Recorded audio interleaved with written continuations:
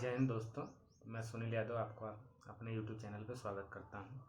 आज मैं आपको कुछ ऐसी टिप्स बताऊंगा जिससे आप अपनी स्टडी को बहुत बेहतर कर सकते हैं। जैसे कि पहला पॉइंट हम ये बताते हैं कि डायरी बनाइए। अगर से आप पढ़ाई कर रहे हैं तो डायरी बनाना अति आवश्यक है। जो डायरी नोट्स होती है वो आपको पढ़ाई करने में हेल्प करती है। उसमें क्या करें, पहले डायरी में एक कॉलम बना दीजिए कि आज हमको ये टारगेट सेट किया है, दूसरे कॉलम में टारगेट को अचीव किया है कि नहीं किया है।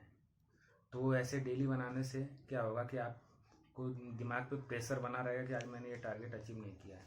कोई भी जो गोल बनाते हैं डायरी में लिखते समय, तो वो अगर से आपकी जितनी क्षमता है उसका 50% ही बनाए, जिससे कि आप अचीव कर सकें।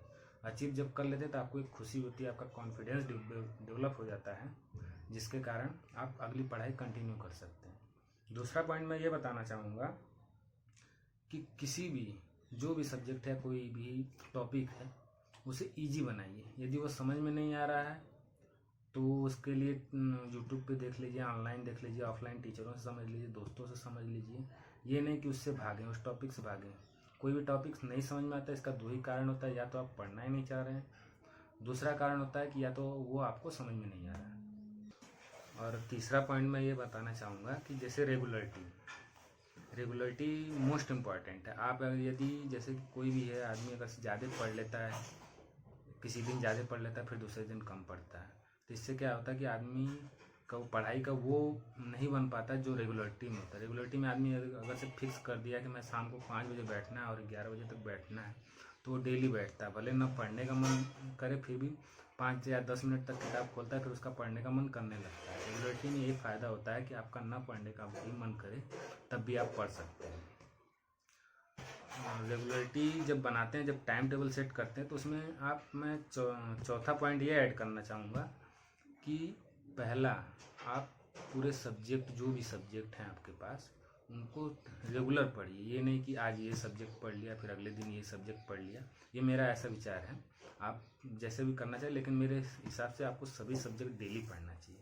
इससे क्या होता है कि आपके सारे सब्जेक्ट डेली माइंड में रहते हैं, आपको भूलना थोड़ा सा कम पड़ता है। पांचवा पॉइंट मैं ये बताना चाहूँगा, सब्जेक्ट चॉइस प्रीफर करें। उसमें क्या होता है कि जैसे कि आपको जो सबसे पसंदीदा सब्जेक्ट है तो उसे सबसे लास्ट में पढ़ें जब भी पढ़ाई करते समय बैठें, और जो सबसे कठिन सब्जेक्ट है उसे पहले पढ़ें। उससे क्या होगा कि जैसे आपने फ्रेश माइंड से जब बैठते हैं तो शुरू में आप कठिन सब्जेक्टों में मन लगा सकते हैं, और जो धीरे धीरे फिर बीच में कोई भी सब्जेक्ट रख सकते हैं जो सबसे मतलब कि आपका फेवरेट सब्जेक्ट रहता है, उसे लास्ट में रखने से ये फ़ायदा होता है कि आपका दिमाग थका भी रहेगा तो आप उस पर पढ़ सकते हैं, उसमें अच्छे से परफॉर्म कर सकते हैं। इससे यही होता है कि आपकी पढ़ाई की एफिशिएंसी बढ़ जाती है। मैं ये बताना चाहूँगा दोस्तों, जैसे कि कोई मतलब डायरी बनाने में आलस करता है, तो उसका मैं थोड़ा सा कुछ सोचा हूँ। उसके लिए ये कर सकते हैं, जैसे कि आप सुबह सुबह जब उठते हैं तो अपने माइंड में ये सेट कर लीजिए कि आज मुझे क्या पढ़ना है और कितना पढ़ना है। जब भी आप पढ़ने बैठने कोई भी सब्जेक्ट उठाते हैं जैसे, तो उसमें पढ़ने से पहले ही आप दिमाग में ये सोच लें कि आज मुझे इस चैप्टर में इतना पढ़ना है।